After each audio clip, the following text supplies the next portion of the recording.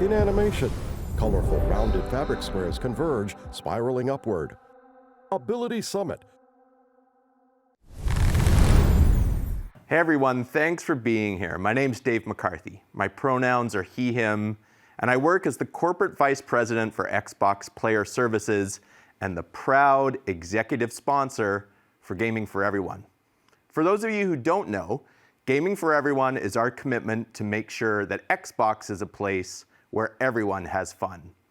It's an intentional focus on inclusion that's reflected in the way we structure our teams, how we develop our products, and the experiences that we offer our players. At Xbox, our goal is to allow you to play the games you want, where you want, with the people you want. And with that in mind, we have to make Xbox a welcoming community and one that is incredibly accessible. And that's why we've delivered innovation to date with things like hardware in the Xbox Adaptive Controller, in-game accessibility features like arachnophobia mode in Grounded, or features that appear on the console like night mode that allow more people to play and play together, keeping in mind that there's over 427 million players with disabilities around the world. When we're intentional about inclusion, we start with our creators. And those are the people that design, develop, and build content around games that are designed to entertain us and deliver endless hours of fun. And we've innovated recently in something called the Xbox Next Level Creator Pilot Program, with a focus on delivering content to creators living with disabilities. And today, we're lucky enough to have one of the content creators from that program, Mike Luckett, here to share his story and thoughts on gaming accessibility. Welcome, Mike. How's it going? It's going great. Thank you for being here. Now, we better start with an intro so people know, I know who you are, but introduce yourself to the crowd, share who you are and what you do. Sure. Hi. Well, my name is Mike Luckett. My pronouns are he, him. I am a retired U.S. Army veteran, and unfortunately, I was in a motorcycle accident and became a C6 quadriplegic. But more importantly, I'm a gamer and a Twitch streamer. And what I do there is I advocate for accessibility in gaming for people with spinal cord injuries by creating content online and being a peer mentor for the community of spinal cord injuries. Awesome. Thanks for sharing Mike's that, Mike. wearing a And black hey, hat, if you're a glasses, gamer, we and a gotta start purple with the shirt. obvious here. What do you like to play? And can you share a little bit about the setup that you actually use to play? Currently, I'm playing a lot of Apex Legends. I feel like that is one of the hardest games to learn with just the mechanics of it, the movement of the game, and just the overall competitive nature that's revolves around in the community.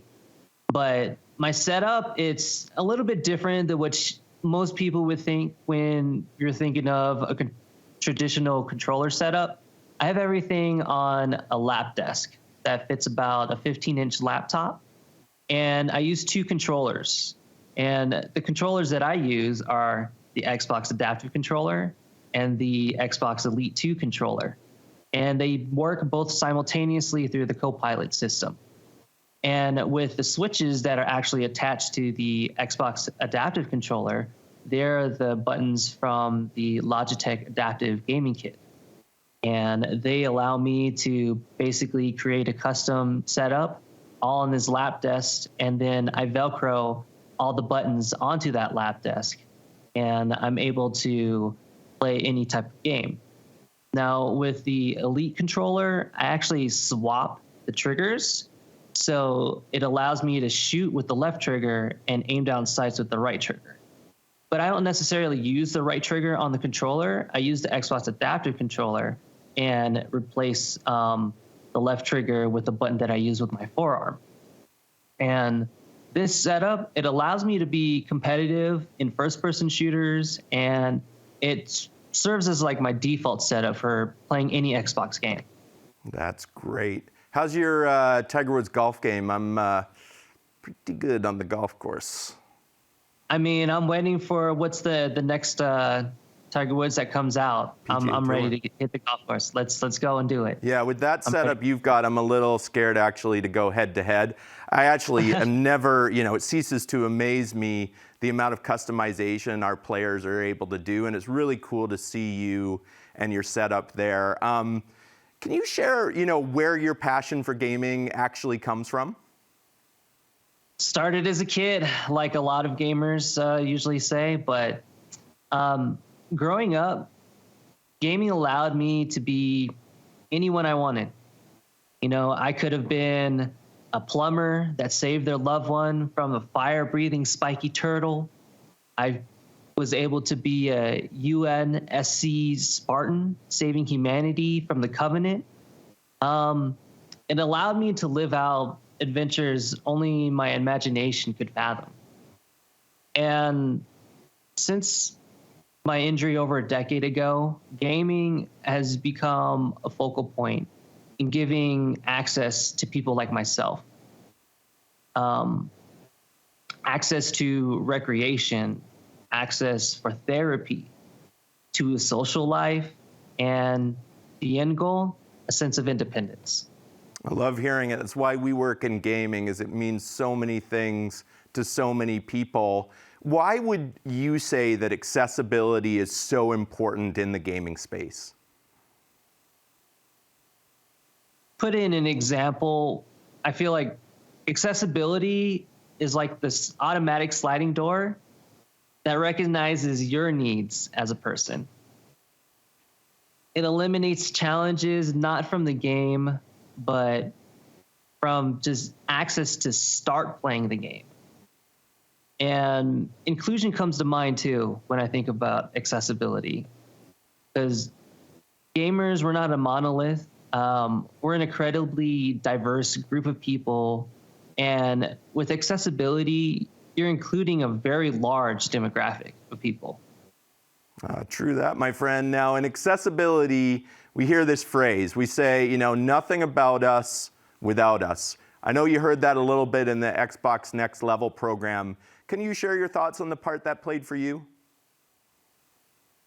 I love the Xbox Next Level program, and during my time, I saw the standout focus was accessibility. We're not talking about just getting access to playing these games, but access to guidance, tools, and resources, and even potential partnerships as a creator with a disability. It was key that our feedback as creators was brutally honest. That's the only way that we were able to just make the program better. And our group, we had a whole wide range of disabilities, and it was ensured that our needs were fit and that future creators that would be in this program, their needs would be fit. And after the program, we'd still have a really tight connection with everybody that we met through Xbox, and we're able to foster this really good relationship that's going to be long lasting, and it ensures that accessibility is always going to be something that we talk about.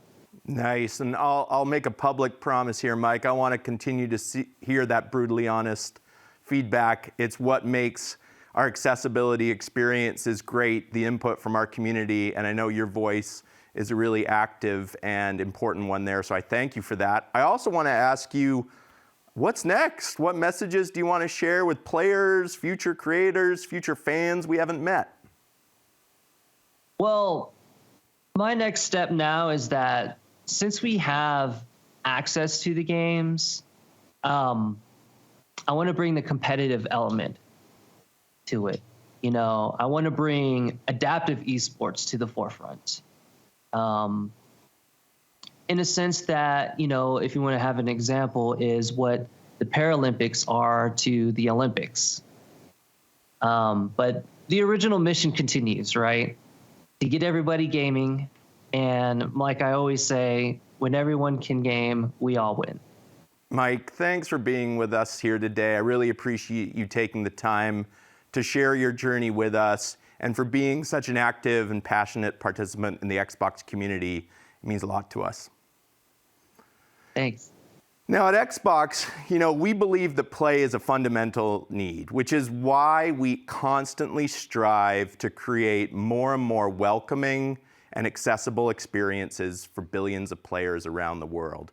In the accessibility space, in terms of recent innovation, we've seen things like the addition of accessibility tags to info appearing on games in the store. And this allows our players to filter on the support of certain accessibility features that might be really important to them. It also allows us to spotlight features using these 6 different tags so that we're really shining a light on games that do an awesome job bringing this type of content to our community of gamers. And for accessibility features on PC or console, we're actually working to improve, and we've delivered some improvements on our support channels and sites like support.xbox.com, so you know the accessibility features that exist and how to use them. And on the creator side of things, we're developing new innovations there as well that we're directing people to. Things like our Gaming Accessibility Fundamentals Learning course, a wonderful program to go take. I've taken it myself, I highly recommend it. Or even taking advantage of programs like the Microsoft Gaming Accessibility Testing Service, or MGATS. We love our acronyms here at Microsoft. And that couples accessibility validation with players with disabilities giving feedback, actually, to developers on implementation of those features. So as we close today, I want to extend an invite to everybody here at the Summit to join our community and check out the Xbox Ambassador Accessibility Explorer Path. Now, ambassadors are players from a wide range of backgrounds that promote safe gaming environments and want to make gaming fun for everyone. And the Accessibility Explorer Path provides a fun way to learn about gaming accessibility through activities across PC and console, and also having the opportunity to meet other players who have the same mindset of making gaming fun for everyone. Now, we have a goal of 1 million missions accomplished by Global Accessibility Awareness Day on May 18th. So please contribute to the cause, and we welcome you to be part of that, because as Mike says, and as I love to say, when everyone plays, we all win.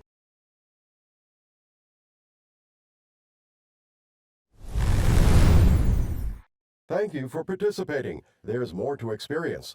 Explore other content experiences in the top navigation bar.